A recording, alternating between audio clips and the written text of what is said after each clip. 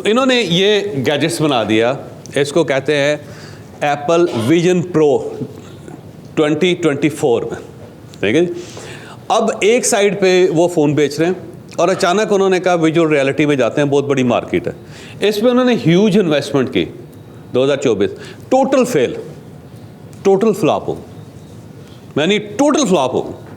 Apple की अपनी product visual reality में जो इस वक्त दुनिया का सबसे बड़ी मार्केट है, पूरी दुनिया उसके अंदर जा रही है, आर्टिफिशियल रियलिटी में, एआई में, इन्होंने उस पर इन्वेस्टमेंट की कि यार वो करते हैं, ये तो फ्यूचर की मार्केट है।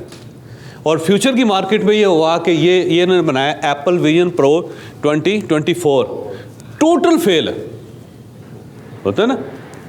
यानी ऐसा झटका लगा कंपनी को कि बड़ी मुश्किल से जान छुड़ाई उन्होंने, जान छुड़ा के साथ तौबा की उन्होंने कि इसके बाद ज़िंदगी में हमने ये गलती नहीं करना।